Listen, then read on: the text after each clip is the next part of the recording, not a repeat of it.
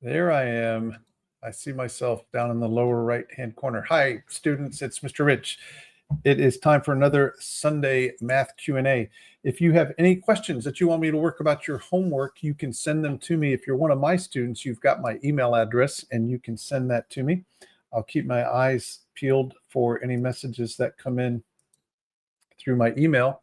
Otherwise, I'm going to be working some SAT problems tonight. As you can see on my screen here, I am going to be working some problems that come from the SAT database of questions that they've got for practice.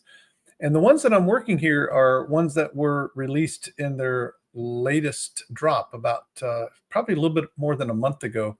They released a couple of hundred questions into their database on both the English and the math side.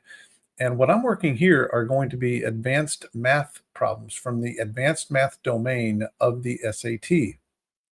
And I want to work these and explain some of these to you and show you how you could use Desmos to solve some of them.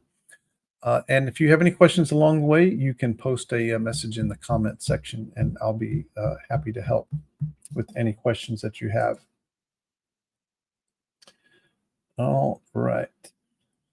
So here we go. We're going to get started. As I said, as you can see here, this first question comes from the advanced math domain of the math section on the SAT, and it gives you a function. It tells you that the function g is g of x is equal to the absolute value of x over a constant a minus 14, where a is less than 0. What is the product of g of 15a and g of 7a? And so let me show you how to work this a couple of ways. I'm going to do it without Desmos and then show you what it looks like in Desmos. Well, if you're not sure what to do with a problem like this, this is a level 3 difficulty. So this would be something that might come towards the end of the test for sure. And the way that you do it is you just say, well, I'm not sure what they want me to do, but I'm just going to use function notation and write down on my scratch paper what g of 15a is. So what I would come over here and do is say is g of 15a means to plug in place of the x 15a. So I will put in here the absolute value of 15a over a minus 14. And I have that. Now, I will do the same thing with g of 7a. All right, g of 7a is going to be the absolute value of 7a over a minus 14. Now, what you'll do is you would probably, at this point, reason to yourself that we would take the absolute value of 15a and that it would be 15a, and you would be right. The absolute value of 15a would be 15a. However, this is not a minor detail here. If a is less than 0, meaning it's a negative number, when I take the absolute value of 15a and divide it by a, it's going to give me a negative 15, right? It would be, because these two a's are going to be the opposite sign. This is going to end up being a positive, and that's going to be a negative. And so I've got negative 15 minus 14. That's equal to negative 29. By the same logic, this is going to end up over here being negative 7 minus 14. And again, let me explain that again one more time. Why is it that I'm writing down a negative 15 here? Well, because the absolute value of 15a, if a is negative, it would be like a negative 15a, but I would be taking its positive value, positive 15a. But this is still going to be a negative value. So I'm going to have a positive divided by a negative. There's no two ways about it. So it's got to be a negative 15, not a positive 15. Same thing over here. So this is going to give me a negative 21. And so my solution here ends up being negative 29 times negative 21. It's a positive 609. That is my answer. And I can tell you, I've worked with a lot of students who have worked this problem, and just about every one of them has missed it. And it's very easy to miss because what their solution was, they assumed that this was 15, which would be a 1, and they assumed that this was 7a, absolute value of 7a over a was a positive 7. And it is really raining over here, like really bad. I hope we don't lose power, but it's raining like crazy out there. So you end up with a negative 7. So 1 times negative 7, and they think they have the right answer, but they're not even close, right? It's 609 is what that answer ended up being. Okay. So but let me show you what it would look like if you did this in Desmos. All right. I don't really recommend it in Desmos because in order for things to really work in Desmos, you really have to be able to visualize what the graph would be, or what you're doing in Desmos, or why you'd be doing it. But if you just blindly said g of x is the absolute value of x over a minus 14, okay, and we'll add a slider in for a. So there's my function. But now what I'm going to do is I am going to put in here g of 15a. And it tells me that the answer is 1. And then I'm going to put in here g of 7a. It tells me the answer is negative 7. So you can see where the negative 7 answer comes from, because it's saying to multiply g of 15a times g of 7a. And you'd think that it's negative 7. However, a is a 1. But a is supposed to be a negative number, right? So if I change this to any negative number, even to just a negative 1, all of a sudden I get the right quantity, negative 29 and negative 21 for those two values. And then I could multiply them together. And that's going to give us our 609 correct answer. So Desmos would definitely have helped us on that problem. Moving on to the next one. I'm going to check to see if we got a question. So we do have a question coming in that I'm going to bring over here. So let's take a look. And here is one that Hadley just sent in. So this is a pre-calc question. Looks like perhaps coming from and then question, let's see, there's an answer D. Why did my D not come in? 19.932. So let's add that in here. 19.932 is answer D. This looks like an AP classroom problem, but it says the amount of certain medicine in milligrams in a patient's body T hours after an initial dose can be modeled by the exponential function f of t a b to the t. An initial dose of the medicine is 10 milligrams, and after 2 hours, the amount in the body is 5 milligrams. At what time t will the amount in the body be 0.01 milligrams? Now, you can tell that this is going to be a calculator active problem because of the fact that these are decimal answers. So what we're going to do is fill out this equation.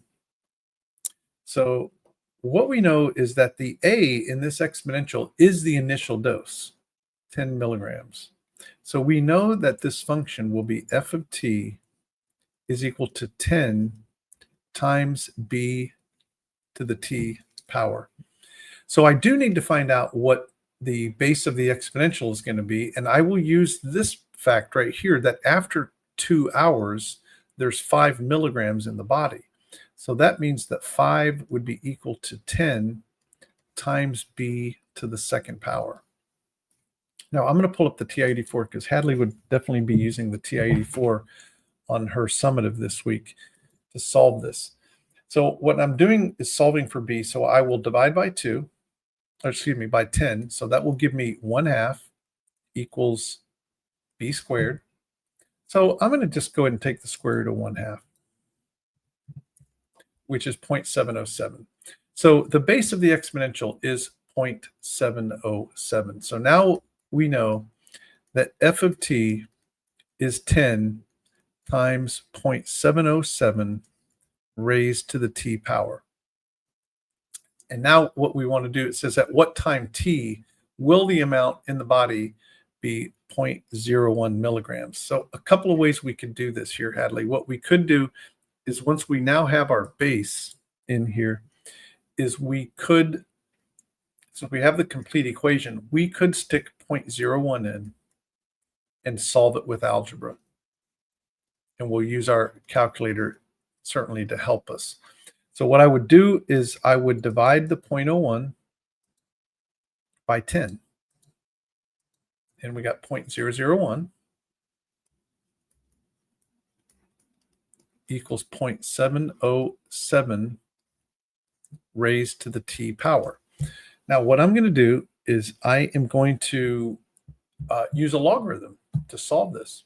I'm going to take the log of log base 0.707 on both sides. And that'll give me t. Because if you take the log base 0.707 on the right side, they will cancel out the 0.707 base. So my answer, I'm going to solve this by using my log base function on the TI-84. So I'm going to call that up and do 0.707 and then put over here 0.001 and I get 19.9228, which is going to be that answer right there. So my answer there should be answer D. All right, let's do a more exact answer, and let's see how we could use graphing to do this. Now, what I'm going to do here, Hadley, I'm going to go ahead and put in our function. And let's go over here and let's just call our base 1/2 to the 1/2 power, right? So when we got to this point where we were solving for the base, we could say that the base is 1/2 raised to the 1/2 power because you're raising both sides to the 1/2. So actually, instead of writing 0.707, I'm going to write 10. And then in parentheses, I'm going to put a fraction. Let's do 10. And we will put a fraction in. And we will do 1/2. And I'm going to raise 1/2 to the 1 divided by 2, because that was the base. And then we will raise that to the x power. So that really is the exact function when we found out that our base was the square root of 1/2. Okay, now what I'm going to do is I am now going to graph a line at y equals 0.01. Like that, because what we're really asking, let's think about this from a graphing standpoint. We know that this is a decaying exponential function that's coming down like this. And we want to know, when will the amount of medicine in the bloodstream reach a value of 0.01.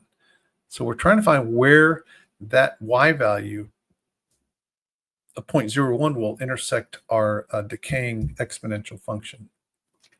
So that's what I'm going to do there. Now, notice the times given are from 3 to 19. So I'm going to go in and set my window from 0 to 20. And I want to set my y values to go only from 0 to 1. Right? I don't need to see a wide range here on my y values. And then I'm going to make sure that my stat plot is turned off, and it is. And so I will graph it. All right, so it's way down here. So what I'm going to do here is I'm going to change my window. And I'm going to change it to be 0.05. My y max 0.05. So that I can see more clearly where these are intersecting. And also, it's way too far to the right. So I'm going to change my x and go out to 30. Okay, so there's the intersection point that we're looking for. So I'm going to do a second function calc intersect. Hit enter twice. Move it over to help the algorithm a little bit. Hit enter. And there it is. So it's 19.932. Which is the exact value right there. So we ended up getting the exact value because we used the exact value for the base of that exponent, 1/2 raised to the 1/2 power, like that. Okay. Anyways, Hadley, thanks for sending that in. I hope that was helpful. If you have anything else on pre-calc, I know you probably have a summative this week, maybe. If you got something else from Unit 2 of AP Pre-Calc, feel free to send it in.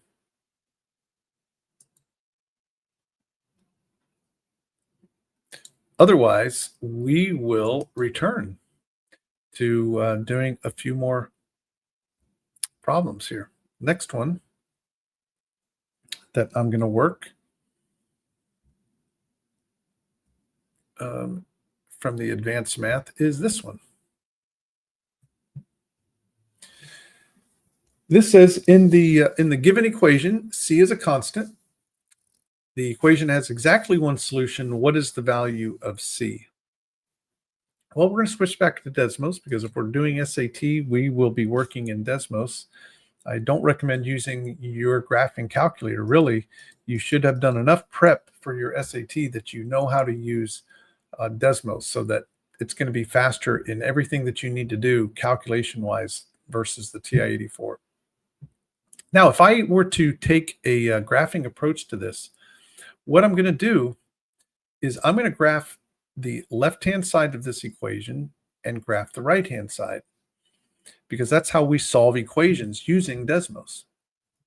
There's another method that I'm not going to get into that I don't recommend that a lot of tutors do on YouTube, but I'm going to tell you to always graph the left and right-hand sides separately.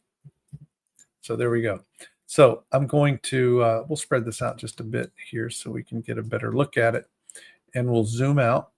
And so there we go. So what we do is we do see our parabola intersecting the x-axis, which is in blue down here, twice. But what I'm going to do is just manually change the values of C according to the answers and see which one will cause these two lines, the parabola in black and the x-axis in blue, to only intersect at one point. So we can come over here and change this to -68. Okay, that's not going to be our answer because there are no solutions because they don't intersect at all. We'll change it to a -50. That's going to be our answer because, as you can see, if we zoom in, they are intersecting each other at exactly one point there. And there's the point right there. Zoom in enough and it will show you that there is only one intersection. So therefore, when C is a -50, there is only one solution to that equation. All right. Now, it is worth looking at the algebra solution to this for sure, because if you're going to get yourself well into the mid to upper 600s or 700s, you need to be able to do the most challenging of the quadratic equation problems that they could throw at you. And those are going to occur where you have maybe multiple missing coefficients. Here we only have one coefficient. And so you need to know the underlying concept to this problem because you might have to do it without Desmos in a more difficult context. And what they're talking about here is that if this equation has exactly one solution, it means that the discriminant of the quadratic formula has to be exactly 0. And so that's what we're going to do. We're going to solve this equation by pulling those coefficients off of the equation. So here, A is a -2, B is a +20, and C is just C. So this would be 400, 20 squared, minus 4 times -2 times C. And that needs to be equal to 0. That's 400 is equal to 400 plus 8C. When I multiply those out, equals 0. I will subtract the 400 to the other side and divide by 8, and there is our -50 right there. And that is our answer.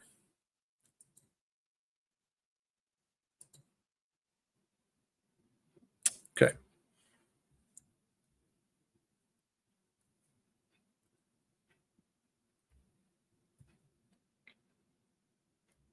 Some of these are a little too easy maybe than what we want to do.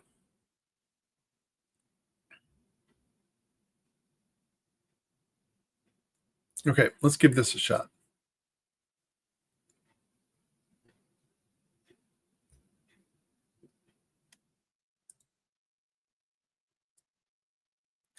The functions g and h are defined by the given equations where x is greater than or equal to 0. Which of the following equations displays as a constant or coefficient the minimum value of the function that it defines where x is greater than or equal to 0? Well, when we look at these functions, these are exponential growth functions here because the base of the exponential is larger than 1 right here. So they are going to be growth. Now they do have an x plus 2. They have maybe a horizontal shift to them. But one of the things that we know about exponential growth functions is they would be looking something like this. They're going to be concave up, and they're going to be, both of those are going to be increasing functions. Now, where would the minimum value have to occur when we consider the restricted domain of x greater than or equal to 0? Well, if it's an increasing function, it's going to have to occur here where x is equal to 0. So what I think what I know is I know that g of x is going to have its minimum at x equals 0. So I'm going to calculate g of 0. I'm actually not going to calculate g of 0. I'm going to show you what the equation looks like. 18 times 1.16 times 1.4 raised to the 0 plus 2 power. Now, if I were to multiply that out, is that going to give me either the constant in front or the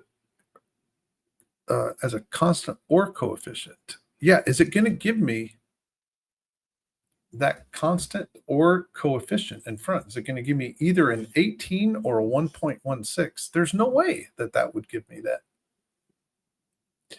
because I just know that 1.4 squared multiplied by this is going to make this a larger number than either of those two. So that's a big no on that.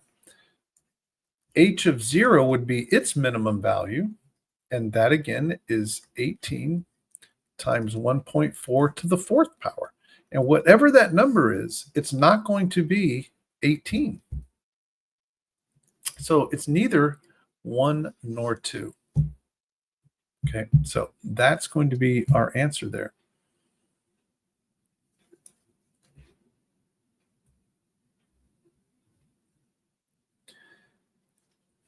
All right, let's see if we've got any others that have come in. It doesn't look like it. Okay, let's do another one. All right, so take me back to full screen. I'm going to pull up another problem here. So give me just a second before we pull this back up.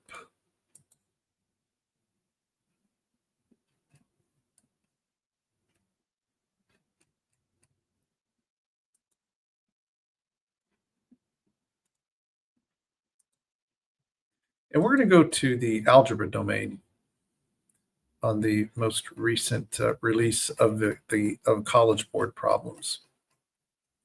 And these ones are going to be, all these will be level 3 problems as soon as I get these posted up here.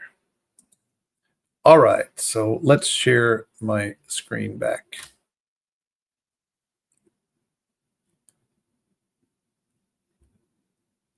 All right, thank you. So here is the first question that we're going to look at in the algebra domain. And we will move this over. There we go. That gives us a little bit better view of this. And I'm going to move this one over just a bit. Okay, so this shows the table shows two values of x and their corresponding values of y. The graph of the linear equation representing the relationship passes through the point 1/4, comma a. What is the value of a?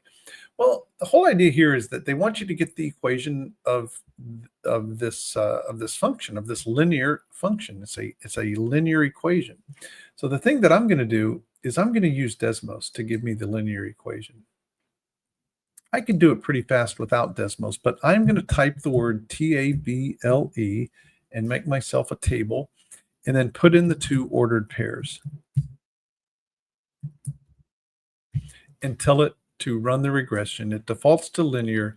And so I now know that the function is 5x plus 15. And I will then export that into line number 2. And it wants me to find the y value when x is 1/4. So what I can do is just calculate that. 5 times 1/4, plugging 1/4 in for x, and then add 15 to that. And the answer is going to be 16.25. I could convert that to a fraction if I wanted to. It would be 65/4. All right, now I'm going to go check the answer real quick and make sure that I am not lying to you, because that would not be good. So let's pull up the answers to this. And these are the new algebra. And yeah, 16.25 or 65/4 is what our answer is going to be there.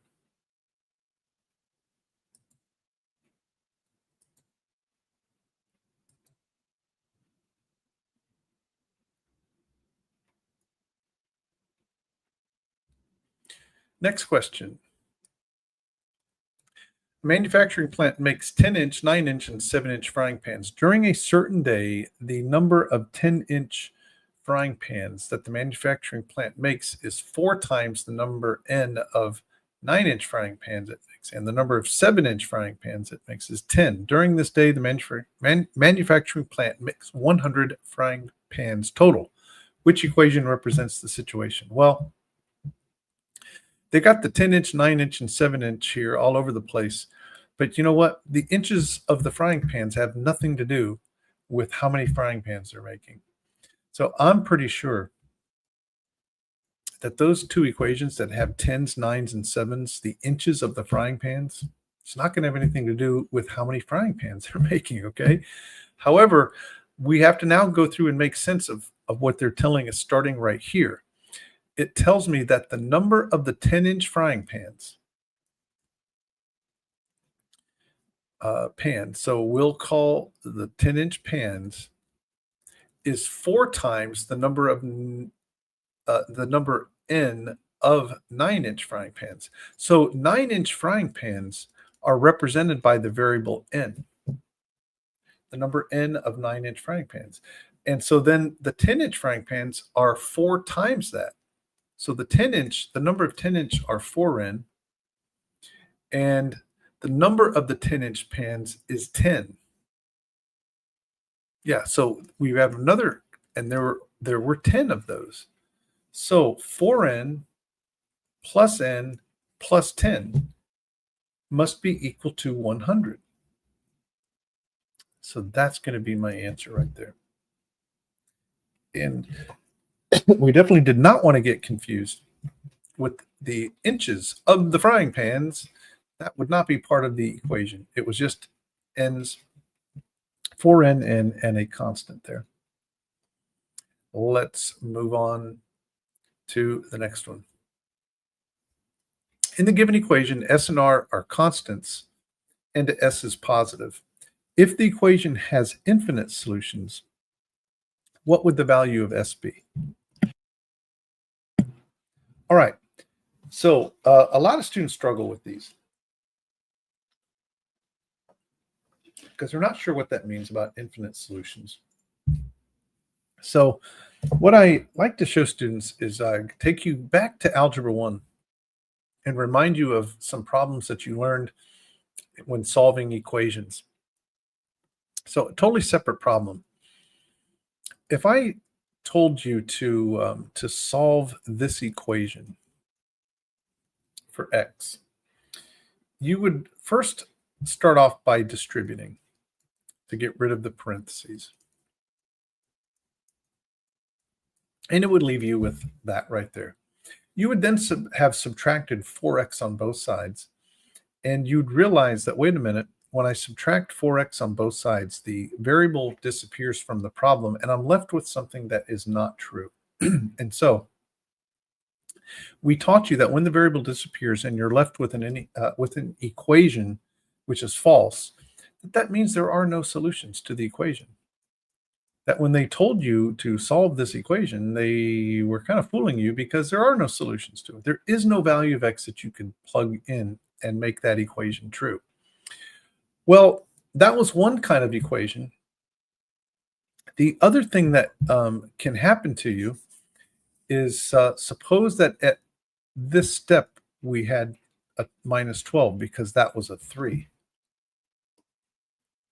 Then you would have subtracted 4x on both sides, and you would have gotten an equation that has infinite solutions, that all real numbers would actually make the equation true because the variable disappeared and I was left now with a true equation. And so then we said, yeah, infinite solutions. So my point here is that when the variable disappears from your problem, you have either no solutions or you have infinite solutions. And man, it is really storming out here. So, and so that's what they're talking about here. They're talking about there being infinite solutions. It must be that the variable disappeared from both sides, and my variable is x. So what I'm going to do is I'm going to spread this thing out and lay it all out and see what the coefficients are in front of the x's on either side of this equation. So let's do that. The first thing that we would want to do is divide that 4 into both of those terms. That'll give me 3x plus 7 minus s over 13, distributing the r, rx minus 8r. If the equation has infinite solutions, what must happen is I know what r must be. R is going to have to be a 3. How do I know that? Because these two terms must be the same so that they would then subtract out on both sides. So R must be 3. So that's kind of our starting point by comparing those two x terms. And if that's true, and we fill in a 3 for R, that gives us 3x minus 8 times 3, which would be 24. So at that point, the 3x's would subtract on both sides, and it would leave me with 7 minus s over 13 equals negative 24. And then my job at this point is to go ahead and solve what I have left for s, because I would need this to be true on both sides of the equation. So I'll solve this for s now. I will go ahead and subtract 7 on both sides.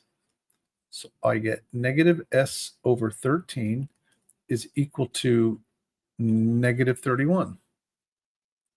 I will now multiply both sides by a negative 13. Like that.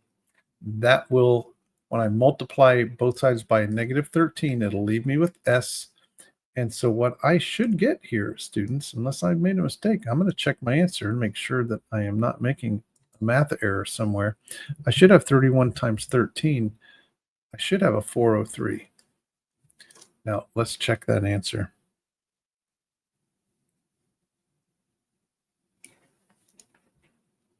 The moment of truth.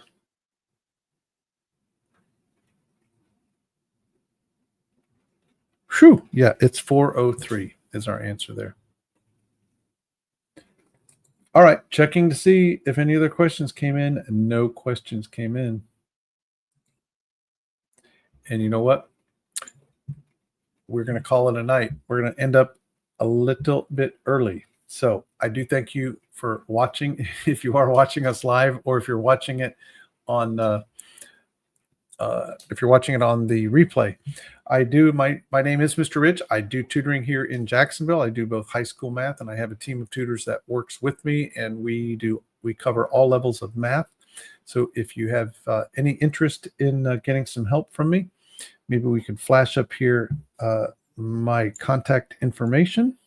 We will take a look at it. And there is some information about me. And maybe we can get my contact information up there. There it is. So you can see down there is my email address and my phone number and our website if you would like more information, and I'd be happy to help you. Okay, everybody, I hope you have a great week.